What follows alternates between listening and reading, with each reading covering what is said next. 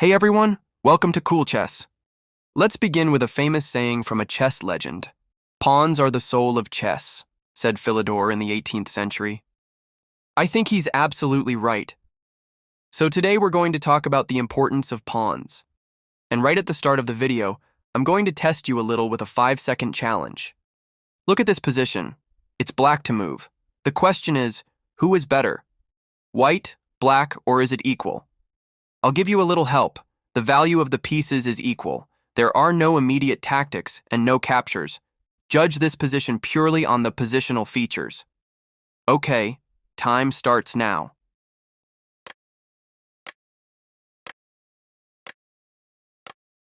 So, what did you come up with? I'd love to know. I bet a lot of you looked at it and thought, material is balanced, white controls a little more space, so I'll say white has a small edge, or the position is equal. But that's not right at all. The most important difference between the two positions is this. White has a weak pawn on d4, while black's pawn structure, on the other hand, is perfect. So black is better. Do you think I'm wrong? All right, let's play a few moves and see. First of all, black occupies the weak d5 square in front of the weak pawn with the rook, and then simply lines up the pieces on the d-file. Of course, white tries to defend against the e5 pawn threat, but there's nothing to be done. After white's f4, black plays f6, then e5, and white's position collapses, leaving black with good winning chances. And why did all this happen? Because white's c-pawn advanced too far. You can see that pawn moves are super important. So we are dedicating several videos to the topic of pawns. In this video, we will focus on weak pawns. First, you'll learn the theory, which pawns are weak, and why that's a problem. Then, we'll watch a game between two grandmasters so you can see exactly how to punish an opponent who has weak pawns. At the end of the video, we'll also briefly mention how weak pawns can sometimes be useful. We'll cover that in detail in the next video, so make sure you subscribe so you don't miss the next part. Alright, let's get started. Time for a little theory. So first of all, to master your pawn play, we have to start with a fundamental question. What makes a pawn weak? Here's the most important rule of thumb. A pawn is weak if it's not possible to defend it with another pawn. Let's take an example. The d4 pawn here is weak because no pawns on the c or e files can defend it. This is called an isolated pawn, and we'll talk more about it soon. However, and this is a crucial point, you need to understand that a pawn can still be weak even when it has a friendly pawn on the file next to it. Let's add a c pawn to the board. First, if the pawn is on c3, it provides perfect support for the d4 pawn, making d4 strong. But look what happens if we move that pawn to c5. Suddenly, the d4 pawn is left behind, it is no longer defended, and it probably never will be again. This creates what we call a backward pawn. So, what about when the c pawn is on c4? Is d4 still weak? Yes, it is, but to a lesser degree than if the c pawn were on c5. Because the c4 pawn helps support a potential d5 advance. This is a classic example of a dynamic position. White accepts a small static weakness on d4, but gets dynamic compensation in the form of excellent central control and the constant threat of the d5 pawn break. Do you see how that tiny detail of which square the c-pawn is on radically changes the evaluation of the position, the plans, and the chances? Well, that's why you have to think twice before you move a pawn. Okay, and now let's look at a few typical pawn structures where the pawns are weak. First, let's look at the doubled pawn. The weakest of all doubled pawns is usually the isolated kind.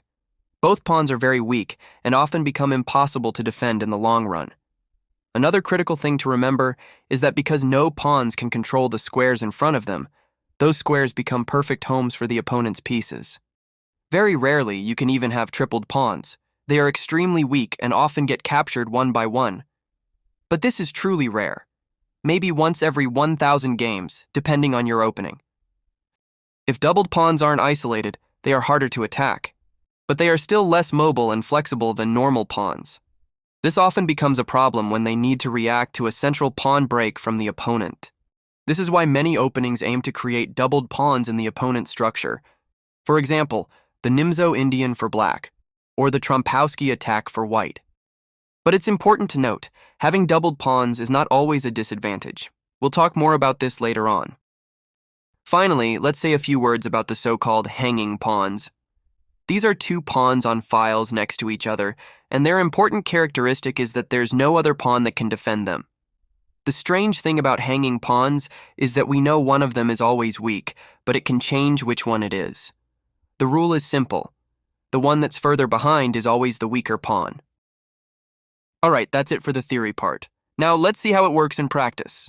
To understand the problem of weak pawns better, let's analyze a very interesting game from the top level, played between two grandmasters. You know what? Just for fun, let's start by only looking at White's side of the board and judging the position from there. Alright, let's see. White's pawn structure is pretty ugly. The isolated A pawn isn't great, and those doubled C pawns are just horrible. Okay, now let's look at Black's position. So White's structure is bad, but Black's is even worse. It's a complete disaster.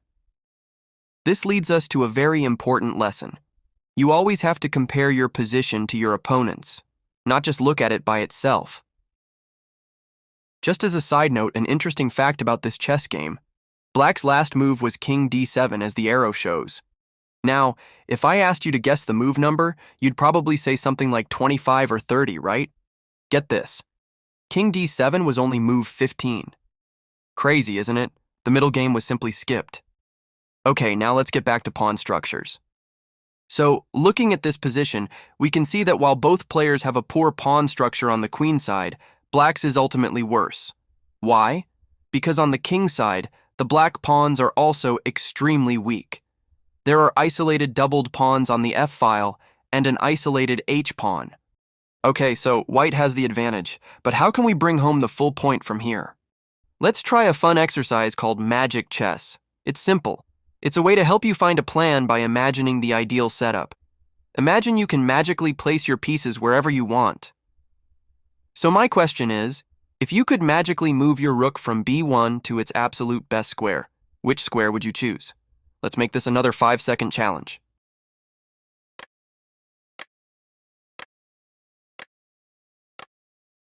So, there are many good places for the rook, but the best one is the F4 square.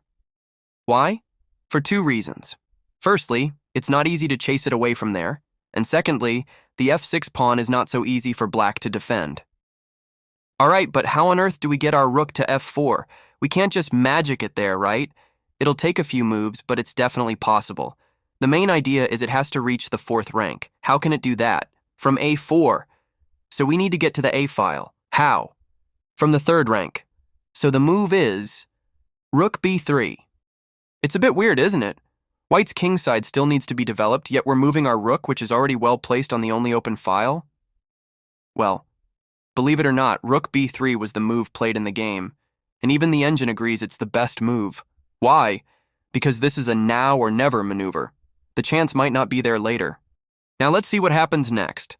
Black plays king to C7, controlling B7, and then bishop to E6. And now do you see why we had to rush to get our rook to F4? With the bishop on E6, it controls B3, so the rook wouldn't have been able to execute its maneuver anymore.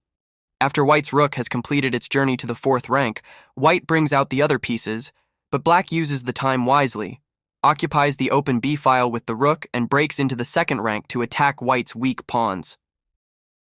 White makes a choice, gives up the A2 pawn, but in return captures the F6 pawn, and the rook lands on a super active square.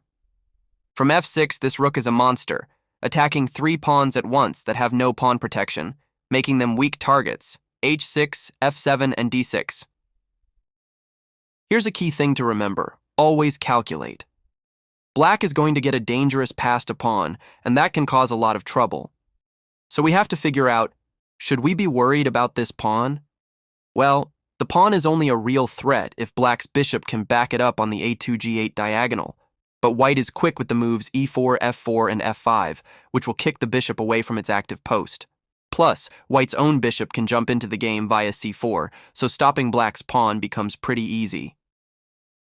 Black sees there's no hope for active counterplay, so he just starts defending the weak pawns. But that's not going to work for long. White brings the other rook into the game, increases the pressure on the F7 pawn, and makes Black's life even harder by trading off the key defensive bishop. It's important to remember that improving your position isn't just about making your own pieces better.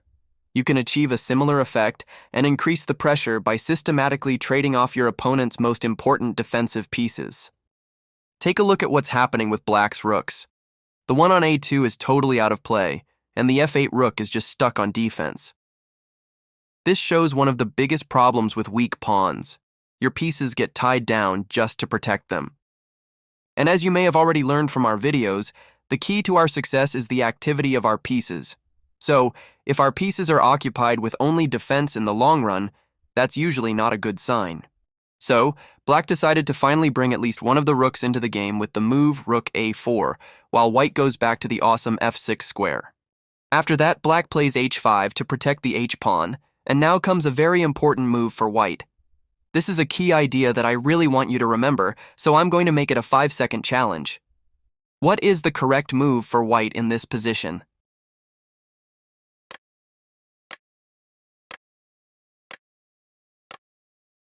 So, the move is H4. And here's the lesson. Always fix your opponent's weaknesses. Black wanted to play H4 to trade off the weak pawn, but our H4 move completely ruins that idea. And that's a key takeaway. Always think about your opponent's plan. It helps you find moves like this. White threatens with the move Rook F5, creating a double attack on the F7 and H5 pawns. The rook on F8 would be overloaded and unable to defend both. So, Black's response is to defend with the other rook. The move Rook E4 prepares to counter Rook F5 with Rook E5. It's worth observing how powerful the rook is on F6. It's paralyzing both of Black's rooks and even the king, which is forced to defend the weak D6 pawn. That magic chess idea of getting the rook to F4 really paid off, didn't it? Once we see this, White's next move is easy to find. If all of Black's pieces are tied down, just attack a weakness they can't defend, and that's the A7 pawn. Rook A1, a simple and powerful move. And now, Black is in a tough spot and has to make a painful choice. Which pawn to give up? Black decides to save the A7 pawn, thinking it might create some counterplay later in the game. But the downside is that after losing the D6 pawn, the other Black pawns on the C-file are now even weaker. So White captured the D6 pawn, but in return, Black finds an important defensive idea. After giving a check on the D-file, Black is able to reorganize the defense by moving the F8 rook to D7, where it can defend more actively. So, what's the plan now? Our pieces are pretty active, and it's tough to make them any better, while our opponent is defending well. Remember what we did in a similar situation earlier? We traded off a key defender. That worked out well, so let's do it again. Rook to D1. Black decides to hold on to the 7th rank at all costs, retreating the other rook to E7. But this allows White to take over the crucial 5th rank. After Rook A1, White continued with Rook F5 to collect the weak H-pawn too. And it was too much for Black, so resigned the game. Okay, I think it was a perfect demonstration of the problems that come with weak pawns, but it's important to know that's not the whole story. Don't think that weak pawns are purely a disadvantage. They can have positive sides as well, and we'll discuss those briefly now. We'll look at this position from the London system in just a moment. But first, a quick word on how you can help us help you. We want to create the most useful free content possible, and you can guide us by suggesting the topics you're most interested in. If you want to support us even further and can afford it, the Super Thanks feature is a great way to help us dedicate more time to the channel, but we're also truly grateful for every single like and share. Okay, back to pawns. This position comes from a line in the London system that is generally considered quite dubious for Black. Black's last move was Queen B6, which makes an interesting offer. It allows White to create doubled pawns on Black's structure. So, what's White's best reaction? It's C5. Now I know what you're thinking. Didn't you say not to push pawns too far? But this situation is different. The D4 pawn is defended by E3, forming a chain, and the D5 square is not weak because a Black pawn is on it. And what if Black exchanges queens on B3? We'll get doubled pawns, isn't that a problem? After all, doubled pawns are a weakness, aren't they? You're right. Generally, we don't like having doubled pawns, but there are exceptions. In a previous video, we showed the 4 factors that influence the evaluation of a position: the value of the pieces, safety of the king, pawn structure, and piece activity. In many cases, a worsening of the pawn structure can have a positive effect on another factor, usually on the activity of the pieces. In this position, we see a clear trade-off. The downside is that white's pawn structure is damaged, but the upside comes from improved piece activity in two ways. The pawn chain creates a space advantage on the queen side, and the A1 rook now has the open A file to use. These two advantages taken together are more than enough compensation for the structural weakness. Let's check out another example. In this position, black has voluntarily taken on isolated doubled pawns, a structure we know is typically quite vulnerable. However, a key detail is that they are not on a semi-open file, making them harder to attack. Believe it or not, these weak pawns can actually be an asset. Because they're in the center, they're excellent at restricting the opponent's pieces. Always remember that piece activity is relative to your opponent's, so by decreasing their activity, you are increasing your own. This restrictive power is often enough compensation for the structural weakness. Okay, I hope everything was clear. Let's quickly summarize the important things that you should definitely remember. Remember the weak pawns, which are generally good to avoid: the isolated pawn, the backward pawn, the doubled pawns, and the hanging pawns. Always keep in mind that every pawn move is a huge commitment that changes the position forever, so think hard before making one. Don't forget to fix your opponent's weaknesses, and always remember to dream a little with magic chess to find the perfect squares for your pieces. And if you can remember just one more thing, please don't forget to support us in any way you can. Thanks so much for watching. I really hope you learned something useful. See you in the next video.